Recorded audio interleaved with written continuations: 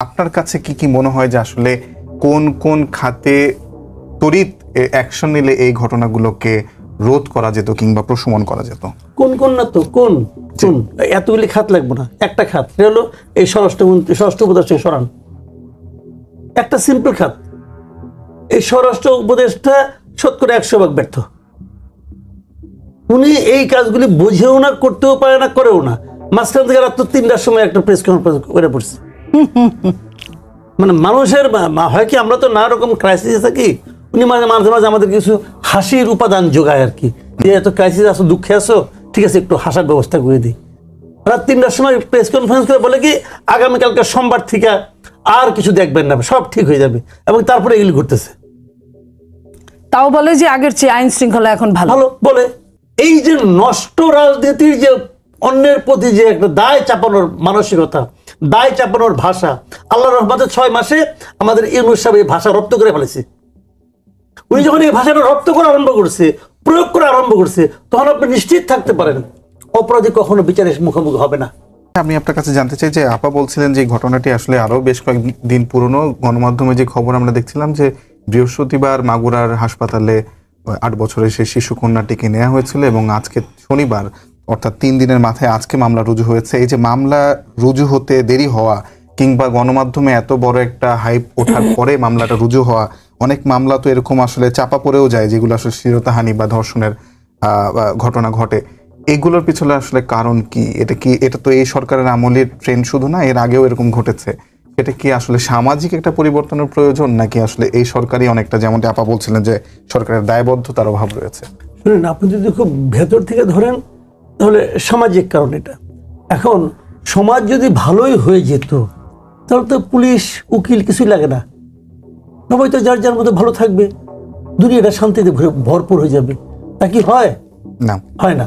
কাজে সেখানে মূল জিনিসটা হলো অন্যায় লোকে করবে, এবং সেই অন্যায়ের আপনি যদি সাজা দিতে পারেন, শাস্তি দিতে পারেন, সে দ্বিতীয়বার অন্যায় করতে ভয় পাবে। এই তো নিয়মটা। এখন এই যে আমরা বলছি যে মব বলছি আমরা, না শাস্তি হচ্ছে কোনটা?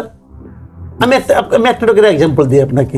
যে শাহবাগের যে ঘটনাটা ঘটলো, শাহবাগের ঘটনাটা যে মেয়েটাকে এরকম মানে হেনস্থা করা হলো, সেই মেয়েটাকে কিন্তু এই মামলা তুলে নিতে বাধ্য করা হয়েছে।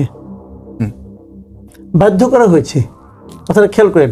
যে লোকগুলো ওখানে সামনে বসেছিল, এই যে পাগড়ি মাথায় অমুক তমুক, এবং তারা মোবাইল নিয়ে ভেতরে পুলিশের ভেতরে ঢুকে গারদের ভেতরে থাকে ওই লোকের সঙ্গে কথা বলে তার ওটা ভিডিও করেছে, ফেসবুকে ছেড়ে দিয়েছে, সেই লোকগুলো চেহারা আপনারা দেখেন নাই?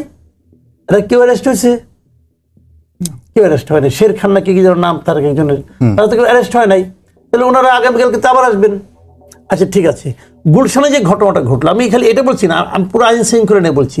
গুলশানে যে ঘটনাটা ঘটলো, বাড়ির ভেতরে লোকজন আছে, সখানেক লোক অথবা 50-60 জন লোক ভেঙে ভিতরে ঢুকলো। যদি ওখানে 100 জন লোক থাকে, আমি একেবারে নিশ্চিত আপনি 100 জনকেই পেয়ে যাবেন যদি বিভিন্ন টেলিভিশনের ফুটেজগুলি আপনি চেক করেন। সবগুলো টেলিভিশন ওটা কিন্তু লাইভ প্রচার করেছে। 3 জনকে তারা দায়ী করছে, এটা নিয়ে আবার আপনার প্রধান উপদেষ্টা প্রেস বিশেষ বাহাদুরি করে দেখালো 3 জনকে মারা ধরা হয়েছে, এরা কে মানে দিছে, এদেরকে উস্কানি দিছে, তাকে আইডেন্টিফাই করছে। আরে ভাই, উস্কানি তো দিতেই পারে, ওকে আপনি ধরেন, আমার কোনো আপত্তি নাই। এই উস্কানিতে যারা নাকি উত্তেজিত হয়ে হামলাটা করলো তাদেরকে ধরছেন। তাদেরকে আপনার সবগুলিকে ধরতেন, তাহলে কিন্তু আর কেউ উস্কানি দিলেও কেউ আসতো না। উস্কানি কখন দেয়? যখন উস্কানিতে কাজ হয় তখন উস্কানি দেয়, নাহলে উস্কানি দিত না। কয়েকদিন আগে একটা ঘটনা আমি বলি, এটা কেউ দেখলাম যে খুব বেশি একটা নাড়াচাড়া পড়ে নাই। পটুয়াখালীতে এক দম্পতি যাচ্ছে ডাক্তারের কাছে মোটরসাইকেল, পটুয়াখালীর কলাপাড়ায় বাইকে করে যাচ্ছে, পথে 10 জন যুবক তাদেরকে থামাই বলছে এটা পরকীয়া অমুক তমুক হাবি যাবি বলে তাদের পিটাইছে, ভিডিও করছে, শ্লীলতাহানি করছে। করার পর অবস্থা এমন দাঁড়াইছে যে ওরা স্বামী স্ত্রী 2 জনে হসপিটালে গেছে।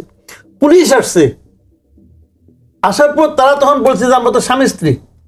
তখন তার ফ্যামিলি থেকে লোকজন আসছে, কাবির নামা আনতে হয়েছে। আমরা তারপর দেখা গেছে হ্যাঁ তারা স্বামী স্ত্রী। তা আমরা তো এই দেশে বাস করছি যে একজন ছেলে এবং মেয়ে যখন রাস্তা দিয়ে হাঁটবে তাকে তার ডকুমেন্টে ঘুরতে হবে। স্বামী স্ত্রী যদি ভাই বোন হয় তাহলে আপনার বাপের কাছ থেকে নিয়ে আসতে হবে, তারা ভাই বোন। তো আমরা এই দেশে বাস করছি। এখানে বসে আমার দেশের যিনি প্রধান শাসক আমাদের ইউনূস সাহেব, উনি আজকে নারীদের সমাবেশে কি বললেন, কি বলছেন উনি বলেন? উনি বলেছেন যে পতিত সরকার তারা নাকি এটা করতেছে। আপনি ওনার কথাটা শুনেন। উনি বলেছেন যে পতিত স্বৈরাচার দেশে নৈরাজ্য সৃষ্টি করতে বিপুল পরিমাণ অর্থ বিনিয়োগ করেছে, অর্থ বিনিয়োগ করছে। ওকে, হতে পারে, কিন্তু আমি এটা অস্বীকার করছি না। একটা স্বৈরাচার যখন পতিত হয় ওদের কাছে প্রচুর অর্থ আছে, বিনিয়োগ করতেও পারে, আমার কোনো আপত্তি নাই। আপনি দু একটা ধরছেন, দু একজন লোককে ধরে বলেন এই লোকটা পতিত স্বৈরাচারের অর্থের কারণে এরা আসছে। এই যে শের খান যে কাজটা করলো, একে ধরে আপনি প্রমাণ করেন শের খানকে কি পতিত স্বৈরাচার পাঠাইছে? যদি পাঠিয়ে থাকে, পাঠাতেও পারে, আমি অস্বীকার করছি না, যদি তাকে পাঠিয়ে থাকে প্রমাণ করেন। আপনি আপনার কাছে সব আছে, আছে না? আমরা শুনতাম আগে যে শেখ হাসিনা বলতো কোথাও যদি ঘরের মধ্যে আগুন ধরতো, বলতো এটা হলো জামাত বিএনপির অগ্নি সন্ত্রাস, মুখস্থ একটা শব্দ তারা চালু করছিল, অগ্নি সন্ত্রাস। তো ভালো, কি হয়েছে না আপনিও জানেন, আমিও জানি, সবাই জানি। তো এখন এই যে নষ্ট রাজনীতির যে অন্যের প্রতি যে একটা দায় চাপানোর মানসিকতা, দায় চাপানোর ভাষা, আল্লাহর রহমতে 6 মাসে আমাদের ইউনূস সাহেব এই ভাষা রপ্ত করে ফেলেছে। উনি যখন এই ভাষাটা রপ্ত করা আরম্ভ করছে, প্রয়োগ করা আরম্ভ করছে, তখন আপনি নিশ্চিত থাকতে পারেন অপরাধী কখনো বিচারের মুখোমুখি হবে না, যে এটাকে আওয়ামী লীগ আমলেও হয় নাই। ভাই, শুধুমাত্র যে এই আমরা এই মার্চ মাসের এই প্রথম 7-8 দিনে যে ঘটনাগুলো দেখলাম শুধু তাই নয়, আমরা দেখেছি যে জয়পুরহাট এবং দিনাজপুরে নারীদের ফুটবল খেলায় বাধা দেওয়া হয়েছে, ফুটবল খেলার স্থানে ভাঙচুর হয়েছে।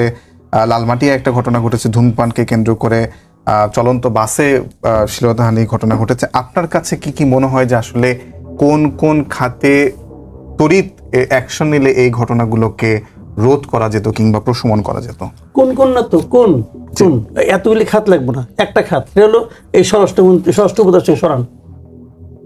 একটা সিম্পল খাত, এই স্বরাষ্ট্র উপদেষ্টা 100% ব্যর্থ।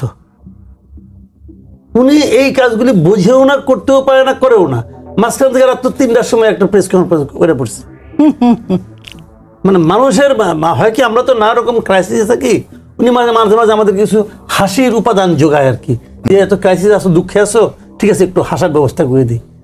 রাত 3টার সময় প্রেস কনফারেন্স করে বলে কি আগামীকালকে সোমবার থেকে আর কিছু দেখবেন না, সব ঠিক হয়ে যাবে, এবং তারপরে এগুলি ঘুরতেছে।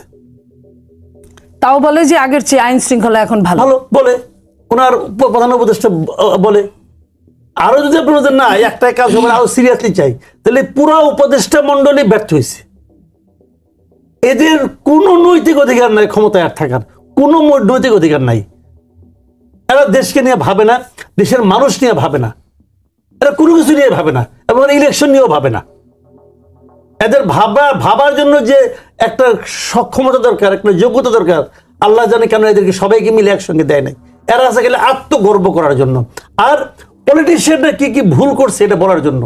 হ্যাঁ, পলিটিশিয়ান অনেক ভুল করছে, আবার শুদ্ধ তো পলিটিশিয়ানই করছে। তা আপনারা কি কি শুদ্ধ করছেন গত 7 মাসে বলেন না ভাই, আমরা একটুখানি গত 7 মাসে আপনারা কি এমন কাজ করছেন যেটা দেখে আমরা মুগ্ধ হয়ে যাচ্ছি। আপনারা বলছেন আমরা অনেকগুলি সংস্কার কমিশন করছি, এই কমিশনগুলিকে আপনাদের মার্ক হয়েছে?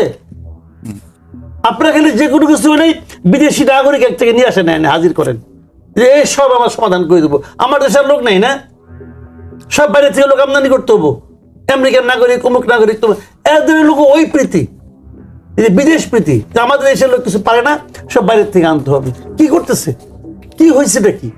এই যে আলী রিয়াজ সাহেব একটা শুরু করছে, সংবিধান সংস্কার কমিশন করছে, দেখেন না খালি আলোচনাটা শুরু হোক, দেখেন পলিটিক্যাল পার্টিগুলো এটা কি করে, এটা নিয়ে হয়েছে কি, হয়েছেটা কি? এইগুলি কি বলবেন? মানে ওনারা ওনাদের মতো করে করতেছেন, মনে করতেছেন বিশাল কিছু কাজ করে ফেলেছি। ভাই, এনজিওর কাজ আর দেশ চালানোর কাজ এক জিনিস না, বলে লাভ নাই না। যেটা তো আপা বললেন, মূল কথা ওইটাই যে অপরাধের সঙ্গে যারা জড়িত তাদের ব্যাপারে সরকারের তড়িৎ ব্যবস্থা নিতে হবে। ব্যবস্থাটা মানে কি আমি বলি আপনাকে, সরকারকে এমন আচরণ করতে হবে যাতে নাকি এই ধরনের অপরাধীরা মনে করেন যে এই কাজটা করলে আমাকে শাস্তির মুখোমুখি হতে হবে। রাজনৈতিক দলগুলোর কোনো দায়িত্ব আছে ক্ষেত্রে? আছে, কিন্তু প্রাথমিক দায়িত্ব হলো সরকারের। কারণ বিএনপির আপাজায় যদি একজন লোককে ধরে নিয়ে এসে আমি তখন তোমাকে অ্যারেস্ট করলাম, হবে? হবে না তোরে ভাই। পুলিশকে তো কাজটা করতে হবে, সরকারকে কাজটা করতে হবে, এবং এই কাজটা করার জন্য তো ওখানে ওনাদেরকে বসানো হয়েছে। ওনারা তো বিসিএস পরীক্ষা তো এখানে আসে না রে ভাই।